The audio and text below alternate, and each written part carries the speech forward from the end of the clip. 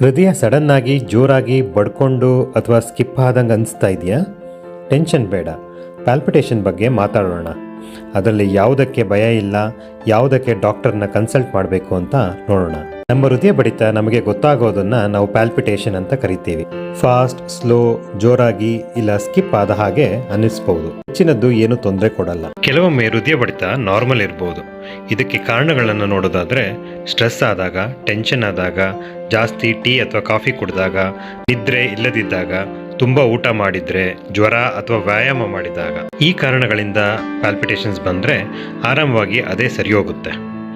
Workout ಟೈಮಲ್ಲಿ ಅಥವಾ ಮೆಟ್ಲು ಹತ್ತಿದ ಮೇಲೆ ಇಲ್ಲ ಟೆನ್ಷನ್ ಆದಾಗ ಸ್ವಲ್ಪ ಹೊತ್ತು ಎದೆ ಬಡಿತ ಜಾಸ್ತಿ ಆದರೆ ಇದು ನಿಮ್ಮ ದೇಹದ ನಾರ್ಮಲ್ ರಿಯಾಕ್ಷನ್. ಭಯಪಡೋ ಅವಶ್ಯಕತೆ ಇಲ್ಲ.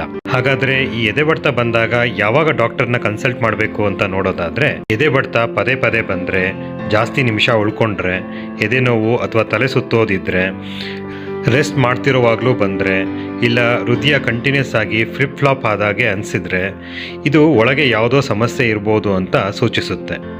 ಇವುಗಳಿಗೆ ಕಾರಣ ಥೈರಾಯ್ಡ್ ಅಥವಾ ರಕ್ತ ಕಡಿಮೆ ಇರೋದು ಅಥವಾ ಎಲೆಕ್ಟ್ರೋಲೈಟ್ ಇಂಬ್ಯಾಲೆನ್ಸ್ ಆಗೋದು, ಅರಿದ್ಮಿಯಾ ಅಥವಾ ಹಾರ್ಟ್ ಪ್ರಾಬ್ಲಮ್ ಇರ್ಬೋದು. ಇವಕ್ಕೆ ಸರಿಯಾದ ಚೆಕಪ್ ಬೇಕೇ ಬೇಕು. ಎದೆ ಬಡಿತದ ಜೊತೆಗೆ ಈ ಲಕ್ಷಣಗಳು ಕಂಡು ಬಂದರೆ ತಕ್ಷಣವೇ ಹಾಸ್ಪಿಟ್ಲಿಗೆ ಹೋಗಿ. ಒಂದು ಪ್ರಜ್ಞೆ ತಪ್ಪಿದ್ರೆ, ತೀವ್ರ ಉಸಿರಾಡೋಕೆ ಕಷ್ಟ ಆದರೆ, ಎದೆನೋವಿದ್ದರೆ, ಇಲ್ಲ ಮನೆಯಲ್ಲಿ ಯಾರಿಗಾದರೂ ಸಡನ್ನಾಗಿ ಹಾರ್ಟ್ ಅಟ್ಯಾಕ್ ಆಗಿದ್ದರೆ ಅಥವಾ ಹೃದಯ ಸ್ತಂಭನದ ಹಿಸ್ಟ್ರಿ ಇದ್ದರೆ, ಇವೆಲ್ಲ ಡೇಂಜರಸ್ ಅರಿದ್ಮಿಯಾಗಳನ್ನು ಸೂಚಿಸುತ್ತೆ. ವೈದ್ಯರ ಬಳಿ ಹೋದಾಗ ನಾವು ECG, ಎಕೋ, ಥೈರಾಯ್ಡ್ ಪರೀಕ್ಷೆ, ಎಲೆಕ್ಟ್ರೋಲೈಟ್ ಪರೀಕ್ಷೆ, ಹೋಲ್ಟರ್ ಮಾನಿಟ್ರಿಂಗ್ ಇವೆಲ್ಲವನ್ನು ಚೆಕ್ ಮಾಡ್ತೀವಿ. ಸಿಂಪಲ್ ಟೆಸ್ಟ್ ಆದರೂ ನಿಜವಾದ ಕಾರಣ ಏನು ಅಂತ ಕಂಡುಹಿಡಿಯೋಕೆ ಇದು ತುಂಬಾ ಸಹಾಯ ಆಗುತ್ತೆ. ಹೆಚ್ಚಿನ ಪ್ಯಾಲ್ಪಿಟೇಷನ್ ತೊಂದರೆ ಕೊಡಲ್ಲ, ಆದರೆ ನಿಮ್ಮ ಹಾರ್ಟ್ ಸುಮ್ಮನೆ ಮಾತಾಡಲ್ಲ.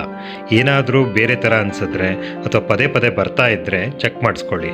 ಬೇಗ ಡಯಾಗ್ನೋಸ್ ಆದರೆ ಜೀವ ಉಳಿಸ್ಬೋದು.